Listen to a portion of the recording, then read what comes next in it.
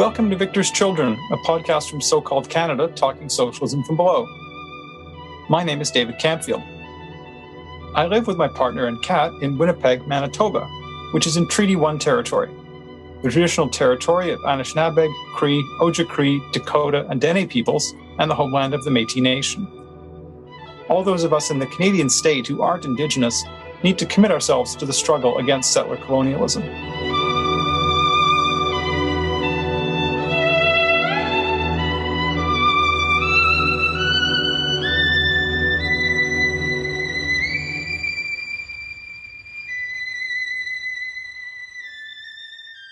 So I'm very happy to be joined on this episode of Victor's Children by my old comrade, David McNally, the editor-in-chief of Spectre, a US-based Marxist journal, currently living in Houston. Hi, David. Hello, David. So nice to see you and hear you. It's great. And we're going to talk today about a topic that, for some people raises their eyebrows or in some cases makes them want to run. This question of dialectics. What are they and do socialists need them? So people who are becoming socialists today are often learning about these ideas for the first time on YouTube and going into other online platforms. And they often encounter the idea that Marxism involves a philosophy called dialectical materialism that Karl Marx and Friedrich Engels supposedly developed by building on the German philosopher Hegel. Meanwhile, in university social science and humanities departments, we often come across the idea that dialectics is just antiquated thinking, a relic of the past, often because dialectics are seen as unscientific, some kind of mystical hangover, in contrast to contemporary social science with its methodological individualist ideas about rational human actors as a starting point for understanding society.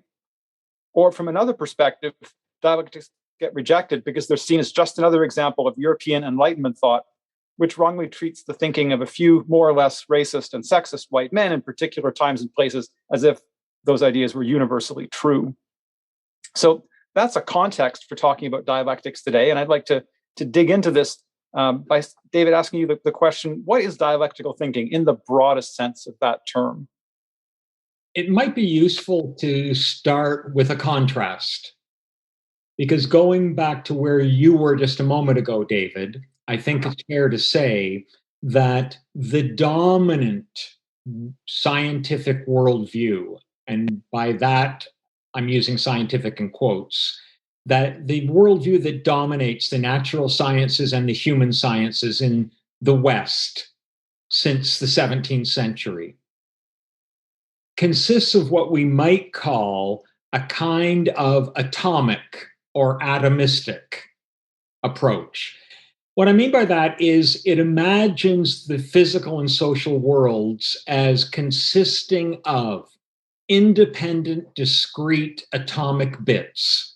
These can be little bits of matter that you call atoms, molecules, what have you, or it can be social bits called individuals. So it begins, this so-called scientific worldview, it begins with the smallest possible part. And it imagines that we understand reality by understanding these smallest parts, and then we essentially add them together. It's an approach which is sometimes called aggregation.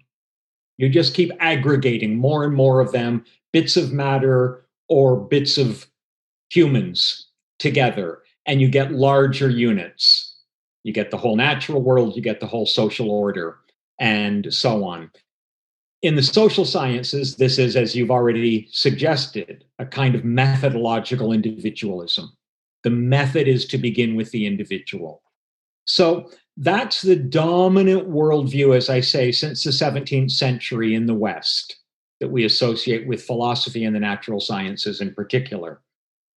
Dialectics is at root a thoroughgoing challenge to this atomistic approach. It begins holistically. It insists that if you want to understand living systems, you need to look at the whole of which they are a part. If we take an elementary biological example, you can see what I mean. It might be very convenient to someone doing anatomy to think that they could dissect the lungs or dissect the heart and understand these organs. But any kind of holistic approach is going to win out because it's immediately going to grasp that you can't understand what the lungs do without understanding how the heart provides the lungs with oxygen. And so it's this insistence on the interconnectedness of parts, and that parts cannot be understood outside that they make up, that they compose. And this is true for individuals in social life as much as it is of parts of a, say, human body. So that individuals can't be figured out if we try to study them on their own without any idea of the complex of social relationships out of which those individuals come, their families of origin, their social classes, their gender and racial identities, the ways in which they occupy certain positions within a division of labor within capitalist society, and the class relations built upon all of that.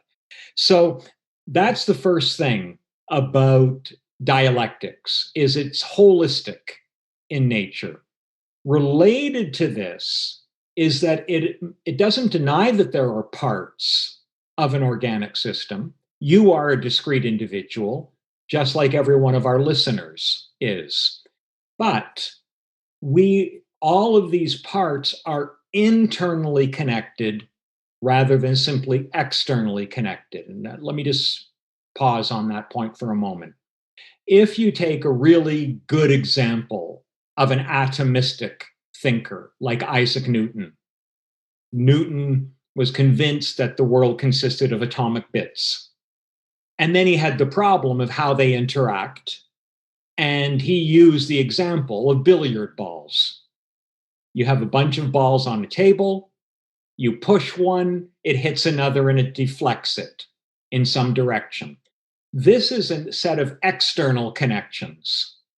Pre-existing billiard balls make contact externally, and this changes their movement in some way, their location in space, for instance. So Newton was convinced that external relations dominated the interactions among bits. But if we go back to our idea of the heart and the lungs, it's clear that they're internally connected. That is to say, neither is really understandable without the other. And this is the second key element of dialectics. And in addition to being holistic, it insists that the parts of an organic system are internally connected. They actually constitute one another.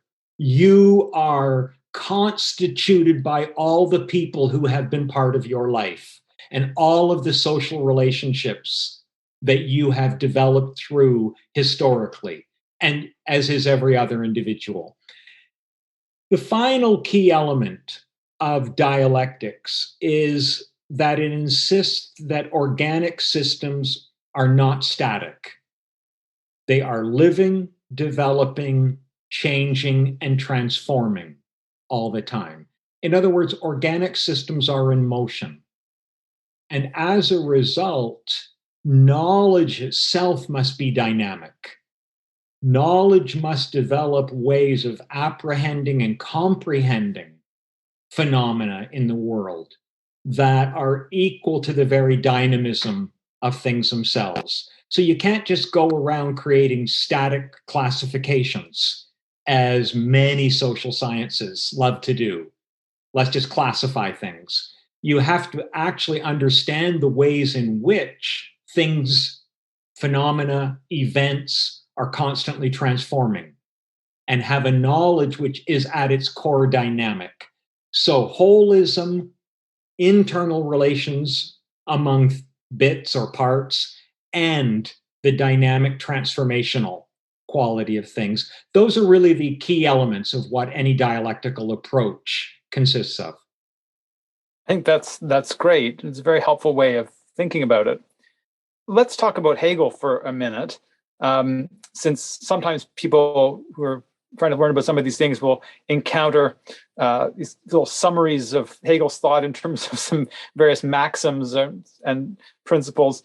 Could you just say something in general about the thought of this German philosopher Hegel and the role of dialectics in his thinking? Yes, and because he was a philosopher, Hegel, like every philosopher, was preoccupied with the problem of truth. What is truth? How do we know if a philosophical statement is true? How do we know if a statement in ordinary life is true? But what is really exciting in many ways about Hegel is that he insists that there's no such thing as a static truth statement. He says to us from the start, it's silly to say my philosophy is true and all previous philosophy was false.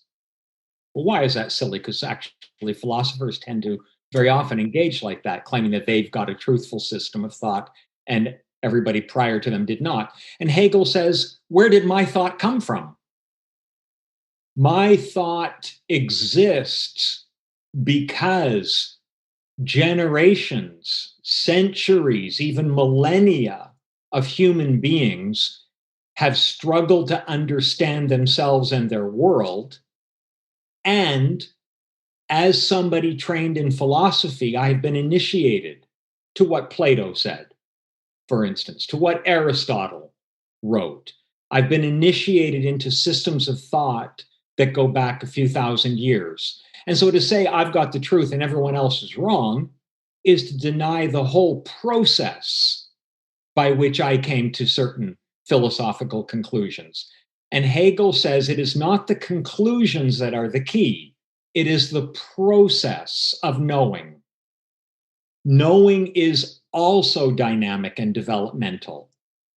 And as a result, all knowledge carries with it residues of earlier thought that have been transcended and overcome, but with which you couldn't have gotten to where you are.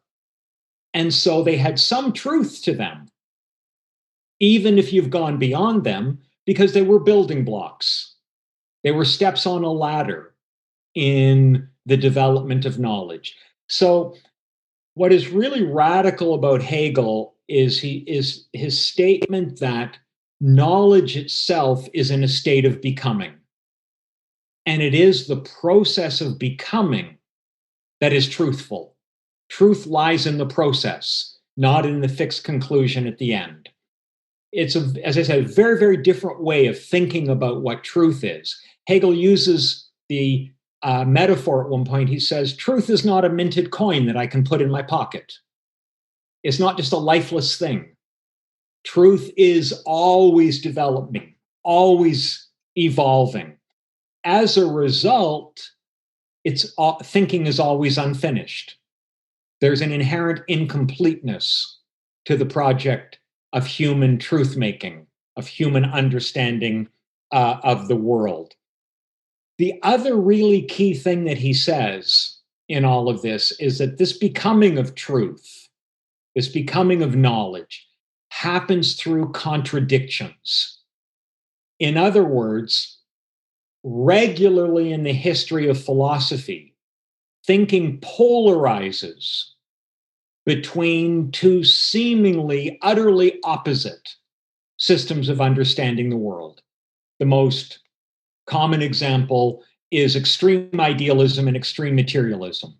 In extreme idealism, knowledge is only what's in my head, and it has nothing to do with the external world. Knowledge is purely subjective. In extreme materialism, thinking doesn't matter, it's irrelevant, the truth resides in the things themselves. And that's a contradiction between two different systems. Hegel's argument is that these contradictions bedevil us and force us to push beyond them, to bring the two systems into collision in such a way that a higher, more comprehensive way of thinking about the world develops. And so the process of becoming isn't straightforward. It's not just an easy flow. There are actually great struggles between different philosophical schools, different philosophers, different scientific approaches, and these contradictory positions clash and require some kind of resolution. That's what drives forward the process of thought. The final really significant thing, and this will surprise some people who've heard about Hegel, is that Hegel is deeply a realist. By that I mean he says what happens in thought corresponds to the very structure of reality. Thought moves in this way, dynamically and through contradictions, because the world is dynamic and contradictory in character. These events that happen in thought are simply, for Hegel, the highest expression. That's his idealism, is that what happens at the level of thought is the highest realm in which the contradictory dynamics of all life are worked out. But nevertheless, the whole of human and natural reality is dynamic and driven by struggle and contradiction. So that's really the essence of Hegel's approach. And dialectics is this process of becoming, which create new problems. So that is, Hegel writing in Germany in the early 1800s. Then we get Karl Marx and Marx's relationship to Hegel, which of course some people have written enormous amounts of writing on. But in brief, can you tell listeners a little bit about what you think Marx took from Hegel, and what would we say would be the role of dialectical thinking in what I would say is a profound, unfinished, and open revolutionary theory of society that Marx developed? So Marx is definitely inheriting something really important from Hegel, but his set of concerns, his preoccupations are different, and this does transform what dialectics means in Marx's hands. For Hegel, as I was saying, it's the problem of truthfulness and philosophical understanding that drives his dialectical process. Marx's preoccupation is with history and society, and most specifically with the question of how modern society can be consciously and radically changed. And what he very quickly comes to is the understanding that society, like human thinking, is in a constant process of becoming, but it's its process of becoming, which is also full of contradictions and conflict that I'll come back to in a moment. The society's process of becoming isn't driven by different philosophical approaches. What drives societal becoming, social development and transformation, is the complex of practices, human practical activity, through which people produce and reproduce human life. This, for Marx, is what allows him to understand society as also dynamic and developmental, and crucially for his purposes, as changeable by conscious human collective action. And what he says to us is that once we find ourselves in class societies divided into social classes, at least one of which, through its economic and political power, dominates and exploits a laboring class or laboring classes. Once a society has that class division between exploiters and exploited, dominators and dominated. Then its essential dynamic moves through the social contradictions between classes, what Marx calls class struggle. And so when people say that for Marx, class struggle is the motor of history, what they're getting at is it's no longer the contradiction between philosophical systems that preoccupies Marx. It's not that he was disinterested in that. It's that at the foundation of the conflicts within a society are these class antagonisms between exploiters and exploited. And that's where the great emphasis on class struggle comes from. With capitalism, he believes that because it is such a universalizing system, it becomes possible for the first time in human history to actually have a project of world transformation, of the remaking of world history. So it's class struggle, not, say, the moral choices of individuals, which are ultimately decisive. And of course, it also follows for Marx that if humans make history in an ever evolving, open-ended process, then history is always incomplete. It never comes to a resting point. Human beings are historical by nature. They create cultures, social relations, new technologies, new art, new ways of being in the world, most broadly defined, new relations between humans and nature, and so on. And therefore, while knowledge is dialectical as well, it's always incomplete. It's always unfinished. It's always evolving, because if knowledge is historical and history never ends, then knowledge is always in a state of becoming. So that Marx shares with Hegel. However, he's departing very, very significantly, because he's saying that whereas Hegel saw contradictions in thinking as ultimately the key to how human life evolves and develops, Marx is saying it's contradictions embedded in the human practices by which we produce and reproduce social life. And that in any class society, this means class contradictions.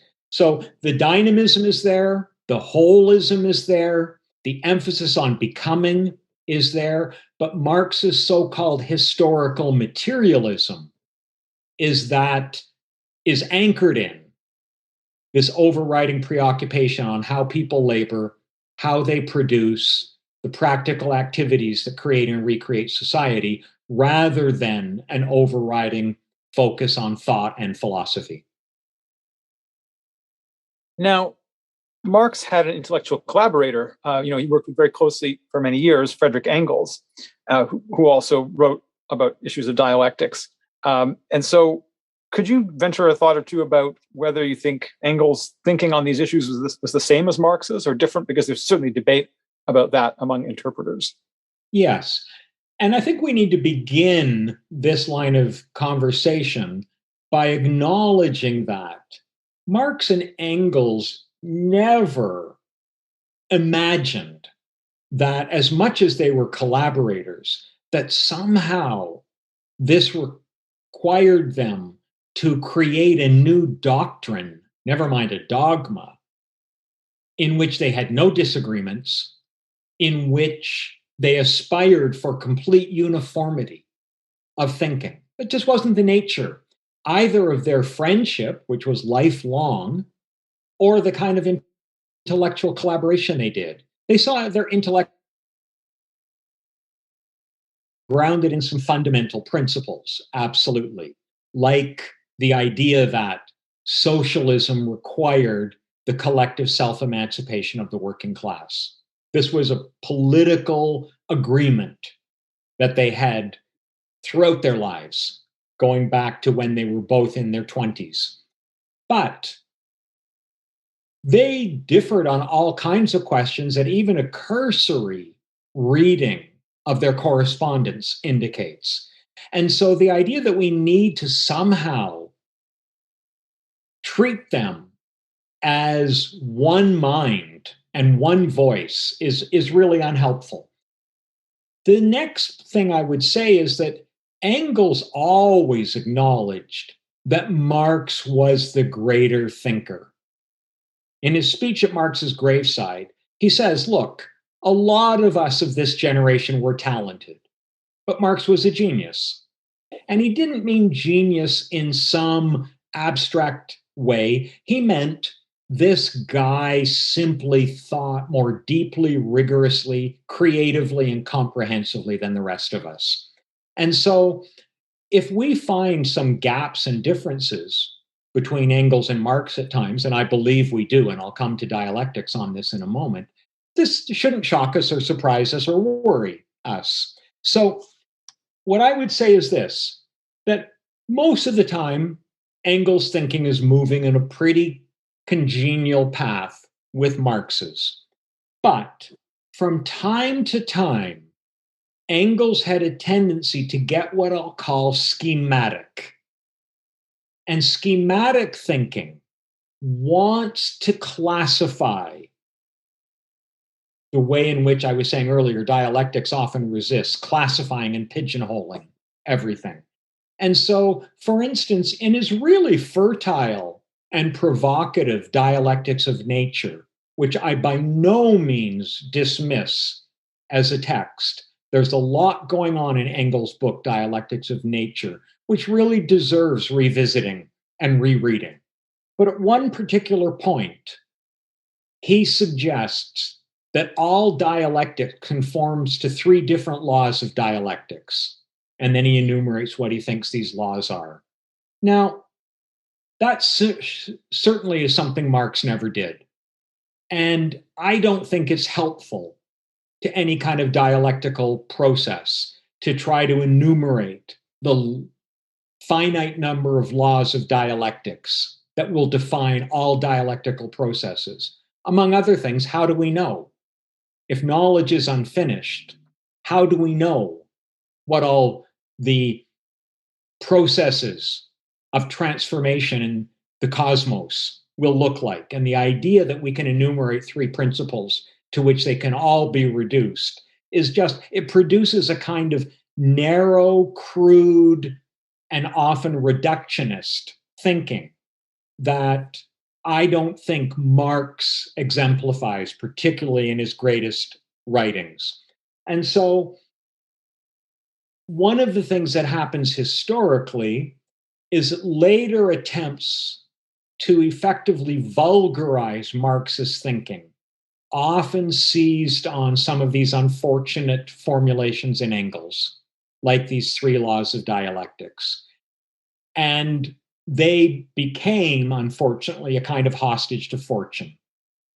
Everything which was going to sap the life out of dialectical thinking was often defended by treating Engels' three laws of dialectics as some kind of orthodoxy to which all dialectical and materialist thinking had to conform.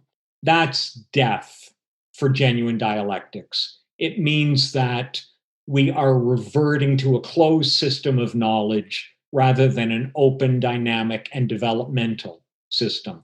So while I think often a lot of Engels' texts really deserve to be revisited today, the formulations, which later get seized upon, made even more crude than Engels intended. And as a result, when we go back to those texts today, we need to be circumspect and sometimes outrightly critical, as I am, of what Engels says about these so-called three laws of dialectics. That's, again, very helpful. And it maybe bridges us to talking about so-called, in quotation marks, dialectical materialism. So contrary to what sometimes people might have heard or have read, Marx and Engels never actually described their thought as dialectical materialism. That's something that comes later and is projected back onto them. So I've seen it argue that this term was first used by another German socialist of their time named Joseph Dietzken. It certainly was used by Karl Kautsky and Georgy Plekhanov, who were respectively German and Russian socialists, who in the very late 19th century did a lot to build a theory which was called Marxism, of course, a term that Marx and Engels never used. And I would argue what they did was they took some of the ideas of Marx and Engels and they interpreted those ideas through and supplemented them with ideas that they got from their own intellectual environment. Certainly Darwin and other earlier materialist thinkers from before Marx were influential there.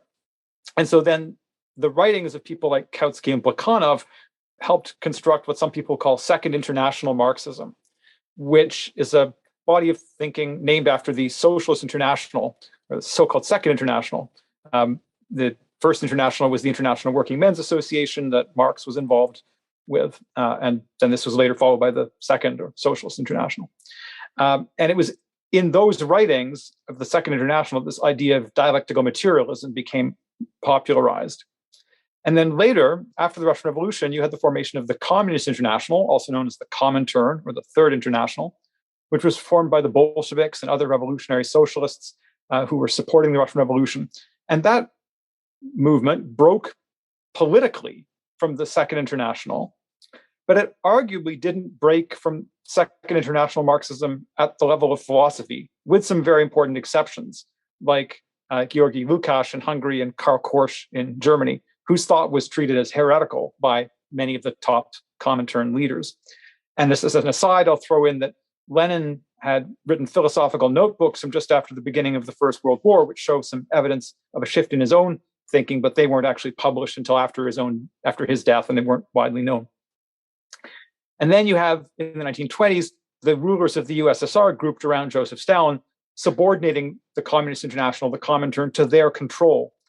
And then once they were in control, or as part of that process and after, they propounded a version of theory that they called dialectical materialism, which became incredibly influential around the world because it was the state ideology of the USSR, it was the official ideology of the world communist movement. Stalin himself wrote about it in the late 1930s. And then a version of this became the official ideology of the Chinese state.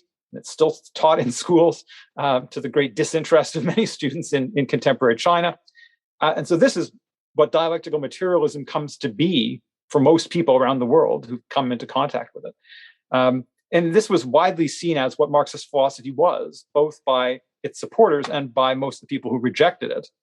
So, of course, feel free to, if you have any disagreements with that summary that I've tried to offer, feel free to just to throw it in. But I wanted you to talk a little bit about what this dialectical materialism was that comes down to us through this history and how it compares and contrasts with the thought of Karl Marx and Friedrich Engels. Yes. And while you've already indicated, David, this is a long story with a lot of different avenues, it nevertheless shows certain continuities in direction.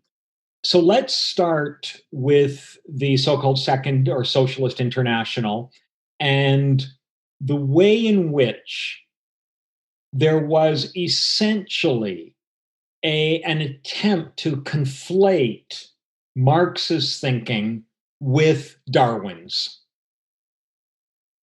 This is very important because what it does is it sets a certain route that then gets deepened over time.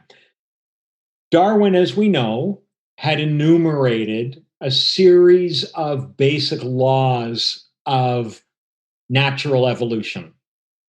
And there's no question this was a radical, sometimes revolutionary contribution on the origin of species in particular. But remember, Marx's preoccupation, as I said earlier, was with human social life and its history. Marx's dialectics is fundamentally a human historical dialectics. That doesn't mean that it doesn't have a bearing on the natural world because humans are part of nature. But it's the historicity of human life, which Marx is really focused on. If, on the other hand, you try to rewrite Marx as a theorist who developed natural laws which dictate the evolution of human societies, that's not what Marx was doing. This is a fundamental departure, because what you're doing is naturalizing social processes. You're essentially saying that there is nothing unique or distinctive about the transformations that human society go through from basic organic and biological processes of life. So you're eliminating human culture. You're eliminating human social organization. You're eliminating conscious human action as being central. And as a result, it's not incorrect when people say that this approach tended towards an evolutionary socialism rather than a revolutionary socialism. It tended to treat social development as a product of natural laws that were working themselves out behind people's backs. And as a result, it also moved towards a historical inevitabilism. Socialism is inevitable because it is the product of these natural laws of human history that are as immutable as natural selection, say. And so, as Rosa Luxemburg, the great theorist of revolutionary socialism and the mass strike in the early 20th century, Rosa Luxemburg, who came out of the Polish socialist movement, joined the German movement in the 1890s, and became the leader of the left wing of the German socialist movement. As Rosa Luxemburg would point out over and over again, this is a kind of fatalism. It assumes that human history is out of our hands. It will fatalistically evolve. And apparently, socialism is inevitable.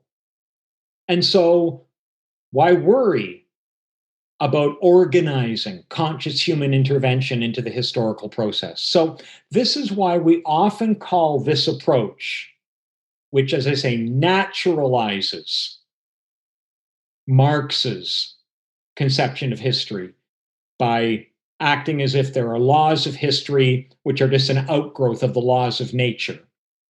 It eliminates human agency. It eliminates conscious human action. It creates this inevitabilism and fatalism, which may be optimistic. The victory of socialism is inevitable. But what we know is that historically it disarmed working class movements. That when great social crises came, the major proponents of this so-called dialectical materialism were opposed to revolutionary action on the part of the working class. And so it was a demobilizing, de-revolutionizing kind of worldview, because precisely it lost the dialectic of human practice, human action, human conscious struggle in transforming the historical process. The other thing which it tended to do, and this becomes very severe during the Stalin period, with the communist parties from the Stalin period on. Stalin really consolidates his hold over the world communist movement from 1928 onwards. For them, dialectical materialism becomes the science. There's only one science of anything: materialism. And dialectical materialism is the science of nature, it's the science of society, it's the science of history. And they become so obsessed with the idea that they have true scientific knowledge as a result of this botch called dialectical materialism, that it very quickly becomes an elitist practice, because you now need not an emphasis on human action to change the world, in which the masses have the capacity to transform their society and to rewrite history. Instead, everything relies upon your science.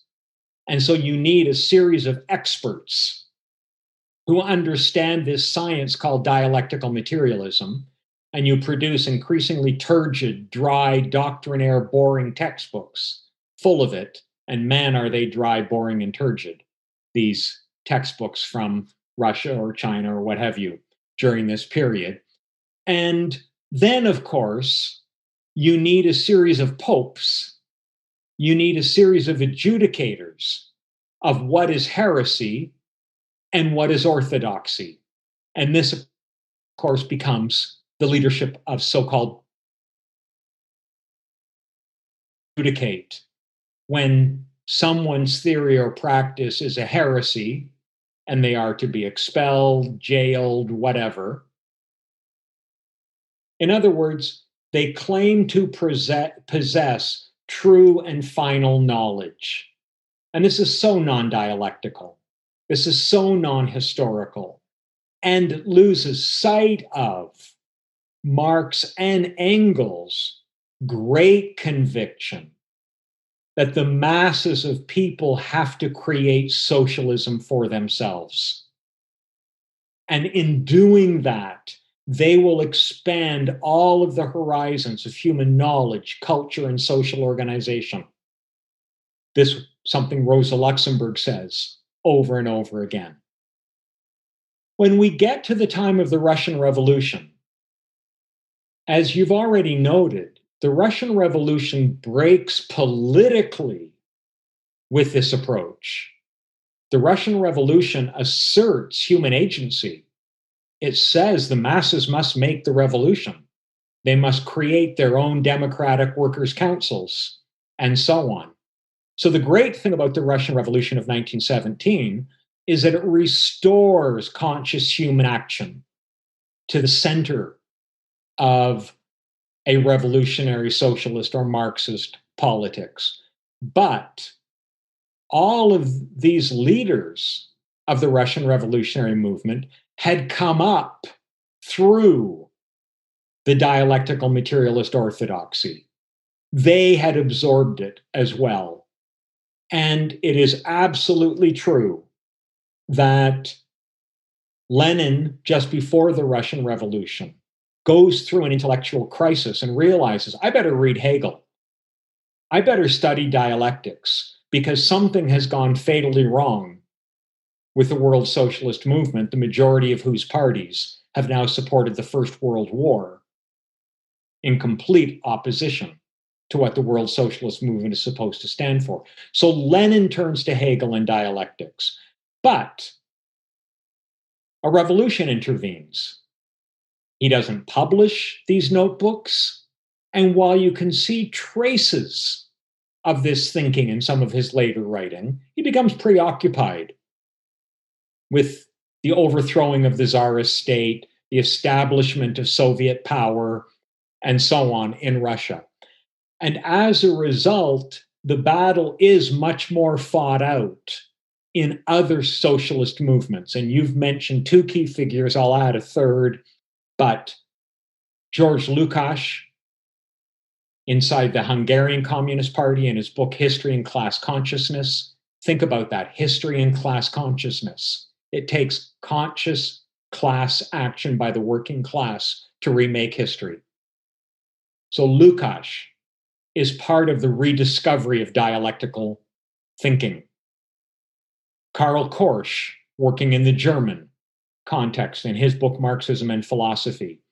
And another key figure I would add, Antonio Gramsci in the Italian movement. And this is something that really runs through all of Gramsci's later prison notebooks as well. is the attempt to restore dialectics to the center of revolutionary socialist theory and practice.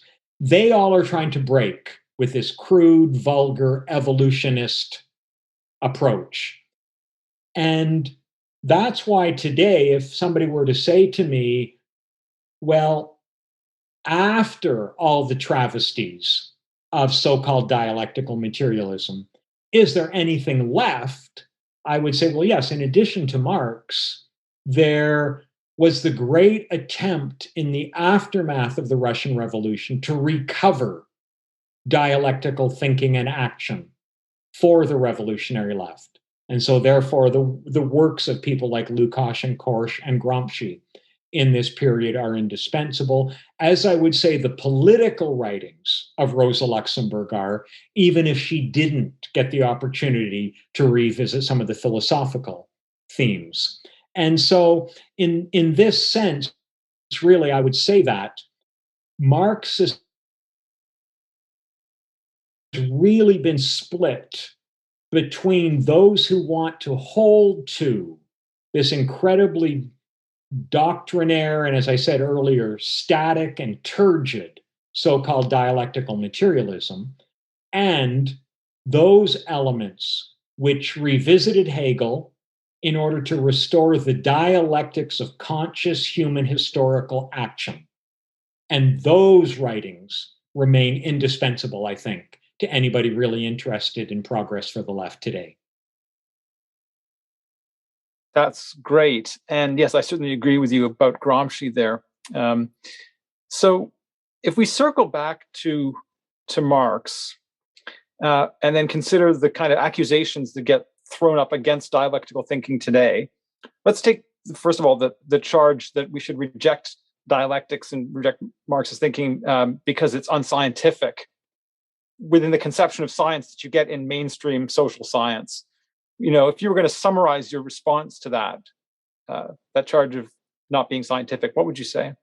Well, I would start by saying that what is truly unscientific is the static, atomistic, pigeonholing, classificatory kind of social science. And it's unscientific because reality, natural and social historical, is none of those things. It is not static. It's dynamic and self-transforming. It's not atomistic. It's organic and holistic in character. And so, interestingly, there is an assumption that mechanistic 17th century science is the standard of what is scientific today. And I say it's an irony because it's been blown apart by the natural sciences themselves. I'll take just one example. In the study of biology, increasingly biologists have moved towards what's often called complexity theory to explain evolution. Now, what they do with complexity theory is they say, look, as you get more complex life forms, it's true you see residues of certain kinds of natural laws that governed evolution, say, at the purely multimolecular level, when you had a few molecules interacting with one another. But the ways in which cannot be mapped onto what complex organisms like humans or dolphins or elephants consist of. And the more complex the living organism, the more there are new properties and new processes that must be understood. And so complexity theory talks about emergent properties as you get the dynamic movement towards greater complexity. There are new and emergent properties which cannot be reduced to the previous set of properties. Well, this is another way of saying that our knowledge must be holistic and dynamic. It can't be atomistic and it can't be reductionist. And so we're seeing in biology, and I'm just taking that as one example, a move towards a much more dialectical approach. And interestingly, the writings of some of the most important Marxist biologists, like Richard Lewontin, who co-authored The Dialectical Biologist, or Stephen Jay Gould, have had a kind of renaissance in recent years among biologists. I would also add, I think we may be getting to this later, that this makes a lot of sense from an eco-socialist standpoint to have this organic and developmental approach. So I would argue that the irony is the criticism of dialectics for being unscientific, in fact, comes from a pseudoscientific standpoint, which is reductionist and static and atomistic in character. Yes, and I think we could also then link that approach to the kind of technical purposes that it's harnessed to. That is, it's often social sciences in the service of the state or corporations or some state-sponsored agencies concerned with various forms of measurement and manipulation for the managing of the existing social order. That there's kind of a material base to that. So that's just a thought that crossed my mind. But then there's a charge against dialectics from a totally different direction that I think we also need to discuss and maybe take more seriously. And that is the charge that dialectics should be rejected because it's part of the European Enlightenment, and we should discard that tradition entirely because that tradition falsely claims to have universal truths when in fact it doesn't offer anything like that. It's a particular class, gender, racial project. So I think this deserves digging into as well. Yes, and here I want to come back to something we were talking about earlier with Hegel about how we overcome the inadequacies and the falsities that exist within certain fields of knowledge without relinquishing their valid insights. There is a dialectic of enlightenment, and that means there's a struggle between contradictory tendencies and impulses within the Enlightenment. The Enlightenment is not one thing. And that's really crucial to this whole dialectical approach. If somebody says to me that there were Enlightenment philosophers who were deeply racist and patriarchal, I would totally agree. I have no problem agreeing with that. That is 100% correct. And so on the field of Enlightenment knowledge, we want to be engaged in a struggle against all of the contradictions embedded in those patriarchal or racist elements of it. But the Enlightenment is also a field of emancipatory and liberatory tendencies. So that, for instance, when we talk about the Enlightenment, we need also to talk about Toussaint Louverture, the leader of the revolution in Haiti that broke out in 1791, that resulted in the first independent Black republic in the world and the first nation state in the world to abolish slavery. If you read Toussaint Louverture's speeches, they are bathed in Enlightenment terminology, liberty, freedom, equality, self-determination. All of these basic Enlightenment values, but now they have been transformed in their meaning because they are values that are weapons in a struggle against colonialism and slavery. And so when we talk about the Enlightenment, are we talking about the so-called Enlightenment of Napoleon Bonaparte, who eventually kills Toussaint Louverture in a French prison, or are we talking about the Enlightenment of Toussaint Louverture, the radical abolitionist anti-colonial Enlightenment? And you see this running through lots of subsequent and very, very important work. The great anti-colonial thinker and activist Frantz Fanon for instance, in the final chapter of his testament, The Wretched of the Earth, calls for a new humanism.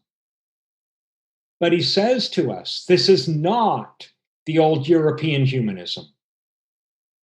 However, it takes over everything we're salvaging within the older European humanism and then blows it up, then transcends it, then overcomes it.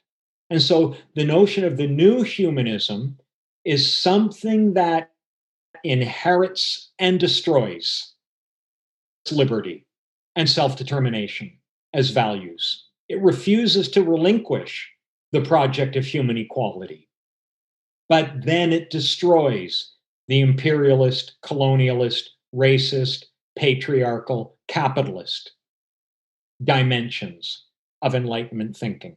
You get something very similar in the recent book by the very, very important African philosopher and social theorist Atu Sekiotu. And the primary title of the book is Left Universalism.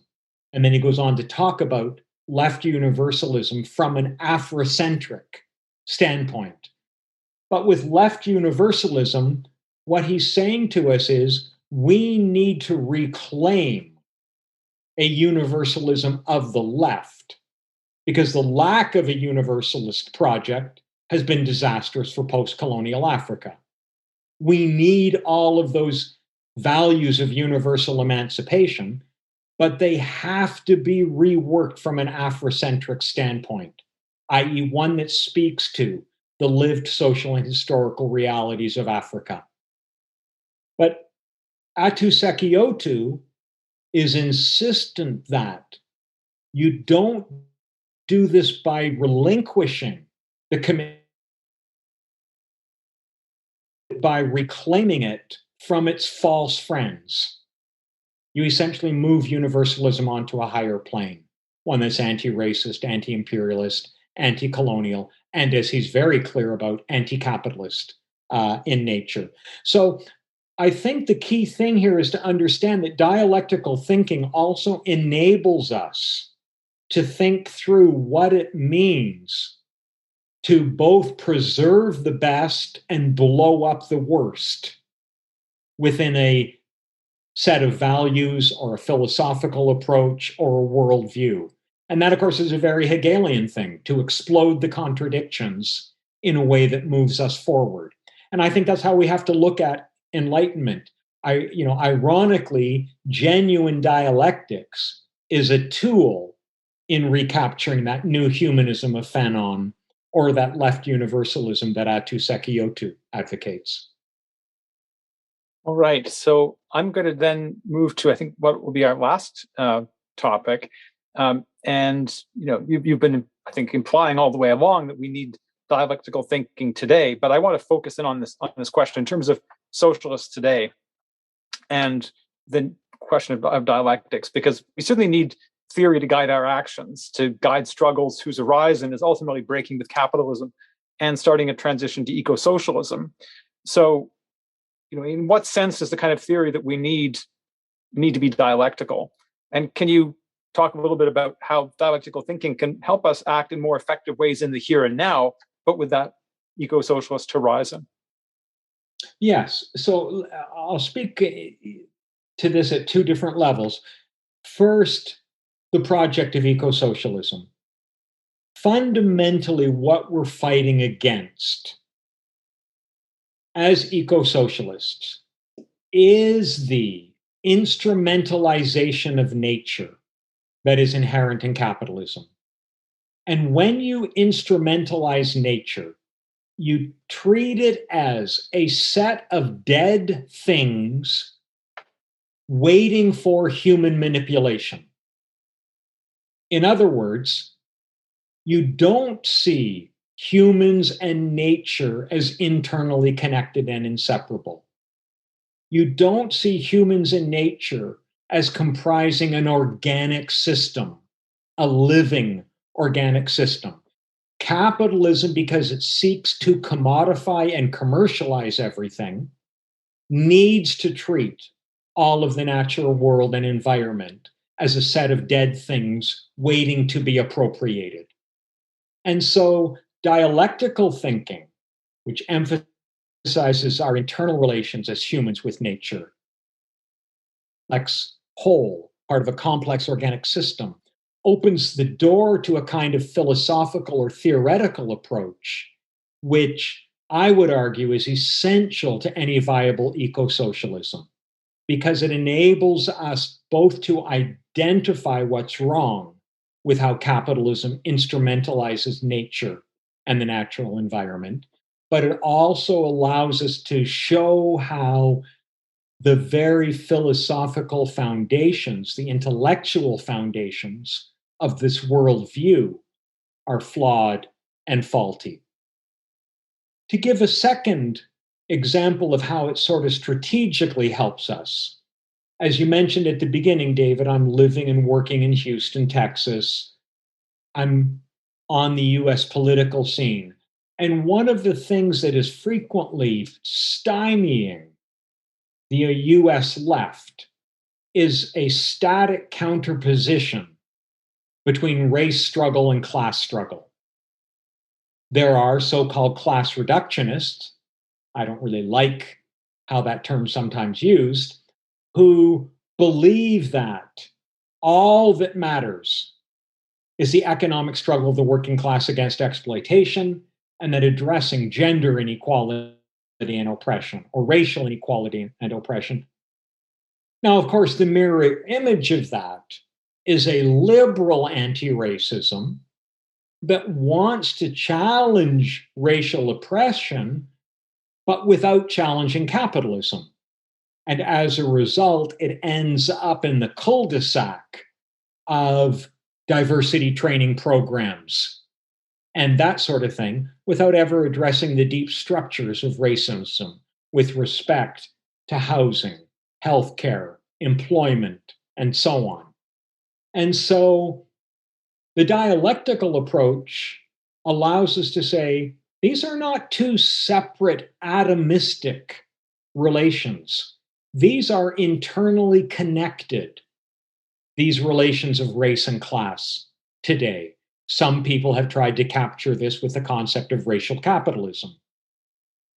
But the idea that race and class are internally connected then allows us to say, if this is so, then every class struggle has to be anti-racist in inspiration and objectives, and that every anti-racist struggle must have its anti-capitalist dimension.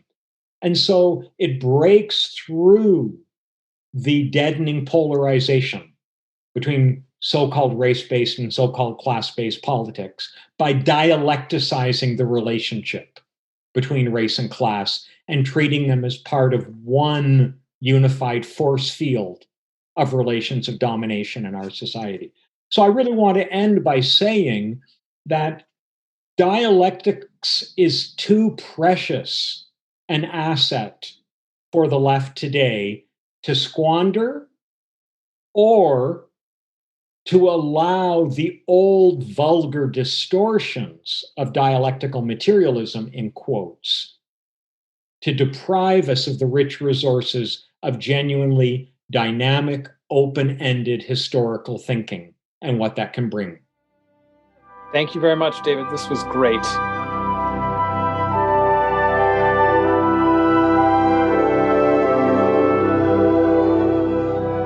That's it for this episode of Victor's Children. I'd like to thank Jonathan Croker, the producer of Victor's Children, without whom the podcast wouldn't be possible. I'd also like to thank Posey Legg, who designed the graphic for Victor's Children. If you found the episode worth listening to, please do tell other people about the show, since word-of-mouth recommendations are especially helpful. If you don't subscribe through your preferred podcast app, please do. And while you're there, please give the show a high rating. It helps to promote us. If you have a suggestion for an episode or some other kind of constructive feedback, feel free to be in touch with me. You can contact me through victorschildren@gmail.com.